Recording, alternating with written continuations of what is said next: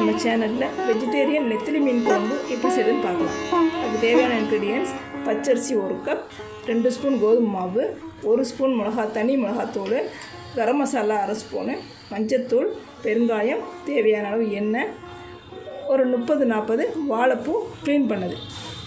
வாழைப்பூவில் இந்த நடுவில் உள்ள இந்த குண்டை இருக்கிறதையும் இதையும் எடுத்துட்டு க்ளீன் பண்ணி வச்சுருக்கேன். அடுத்து குழம்புக்கு தேவையான பொருட்கள்: ஒரு எலுமிச்சம்பழ அளவு, பெரிய எலுமிச்சம்பழ அளவு புளி எடுத்து கரைச்சி வச்சுருக்கேன். பெரிய வெங்காயம் 3 வெங்காயம் சின்னதாக கட் பண்ணி வச்சுருக்கிறேன். 3 தக்காளி சின்னதாக கட் பண்ணி வச்சுருக்கிறேன். குழம்பு மிளகாத்தூள் ஒரு 4 ஸ்பூன், 1 ஸ்பூன் வெந்தயம், தேவையான அளவு உப்பு, சின்ன வெங்காயம் ஒரு 15 வெங்காயம் இந்த மாதிரி இப்படி கட் பண்ணி வச்சுக்கிறேன். கொஞ்சம் கருவேப்பிலை, ஒரு 5-6 பச்சை மிளகாய். இப்போ எப்படி செய்யுதுன்னு பார்க்கலாம். ஸ்டவ் ஆன் பண்ணி கடாயை வச்சு ஒரு 4-5 ஸ்பூன் கொஞ்சம் தாராளமாக எண்ணெய் ஊற்றிக்கலாம். கடலெண்ணெய், எண்ணெய் காஞ்சதும் வெந்தயம்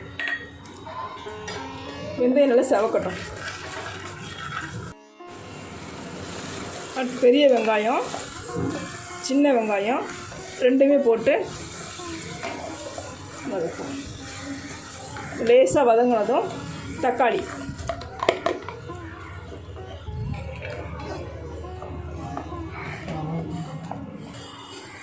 இப்போ கொஞ்சம் உப்பு போட்டுக்கோங்க. சீக்கிரம் வதங்கும் நல்லா.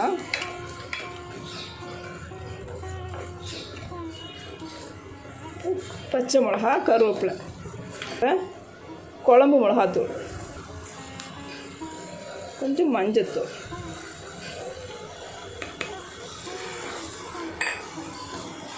நல்லா கிரேவியாக வர்ற வரைக்கும் நல்லா வதக்கிட்டு கொஞ்சம் மூடி வச்சு கூட வதக்கலாம்.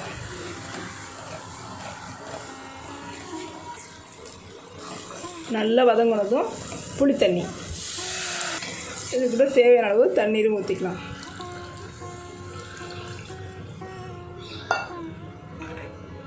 இப்போ உங்களுக்கு தேவையான அளவுக்கு உப்பு எல்லாமே மொத்தமாக போட்டுக்கலாம்.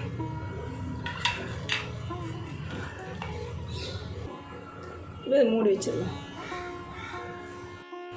இப்போ ஒரு மிக்ஸி ஜார் எடுத்து அந்த அரிசியை நல்லா 1 மணி நேரம் ஊற வச்சு எடுத்து தண்ணி ஃபில்ட்ரு பண்ணி வச்சுருக்கேன். அந்த அரிசி, மிளகாத்தூள், கரம் மசாலா தூள், கொஞ்சமாக உப்பு, இதனால் நைஸாக அரைச்சி எடுத்துக்கலாம். அரைச்ச கலவை கூட இந்த கோதுமை மாவையும் 1 ஸ்பூன் கோதுமை மாவையும் போட்டு அரைச்சி எடுத்துக்கலாம். இந்த அரைச்ச மாவு கூட ஒரு 1/4 ஸ்பூன் பெருங்காயத்தூள், இந்த மாதிரி திக்காக காய்ச்சி வச்சுக்கணும். பாருங்கள்.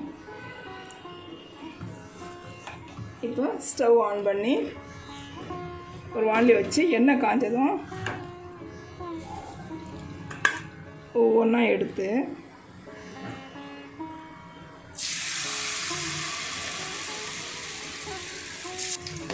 வறுத்து எடுத்துக்கோங்க.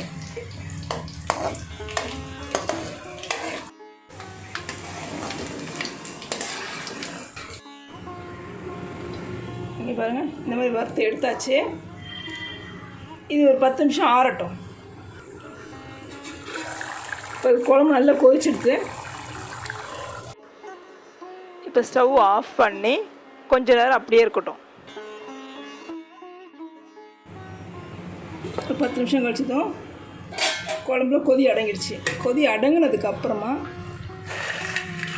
இந்த பீஸ்லாம் எடுத்து போட்டு கொஞ்சம் கருவேப்பிலையும் போட்டு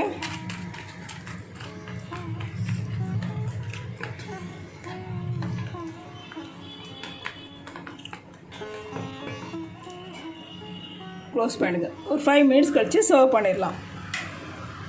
வெஜிடேரியன் நெத்திலி மீன் குழம்பு ரெடி. செஞ்சு பாருங்கள், சாப்பிட்டு பாருங்கள். பிடிச்சிருந்தால் லைக் பண்ணுங்கள், ஷேர் பண்ணுங்கள், சப்ஸ்கிரைப் பண்ணுங்கள். தேங்க்யூ.